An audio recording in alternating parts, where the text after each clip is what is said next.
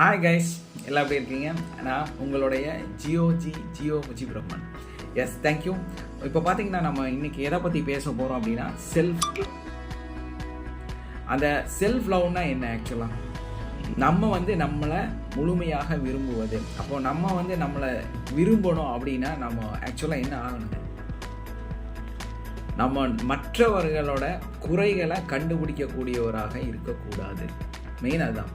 நம்ம வாழ்க்கையில் நிறைய மனிதர்களை இது சரியில்லை, அது சரியில்லை, இது இப்படி இருக்குது, அது அப்படி இருக்குன்னு நிறைய விஷயங்களை நம்ம பேசும்போது ஆட்டோமேட்டிக்காக என்ன ஆகும் அப்படின்னா நம்மளோட பிரெயினில் ஒரு மிகப்பெரிய ஸ்ட்ரெஸ் நமக்கு உருவாகுது. அந்த ஸ்ட்ரெஸ்ஸும் அந்த ஆன்சைட்டி என்ன பண்ணுதுன்னா நம்ம வாழ்க்கையில் ப்ரெசண்ட் லைஃப்பில் இருக்கக்கூடிய நிம்மதியை முழுமையாக இல்லாமக்கிது.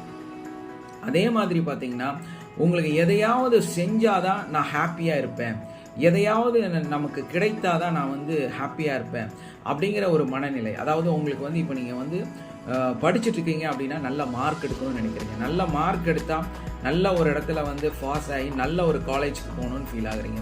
நல்ல ஒரு காலேஜுக்கு போனால் அங்கேருந்து நல்ல ஒரு ஜாப் கிடைக்கணும்னு ஃபீல் ஆகுறீங்க.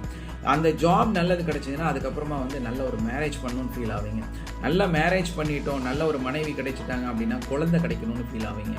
இந்த மாதிரி ஒரு ஏதாவது ஒரு விஷயம் நமக்கு கிடைச்சாதான் நமக்கு சந்தோஷம் அப்படின்னு நினச்சி நீங்கள் வாழ்ந்துட்டு இருக்கும் பொழுது உங்களை நீங்கள் நிச்சயமாக விரும்ப முடியாது.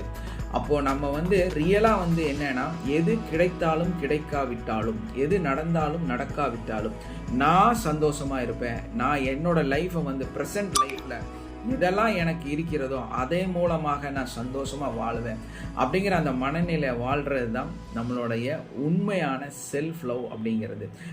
நம்மளையே விரும்ப ஆரம்பித்தோன்னா, நமக்காக நம்ம வாழ ஆரம்பித்தோன்னா நம்ம வாழ்க்கை மிக மிக சந்தோஷமாக ஹாப்பியாக லைஃப்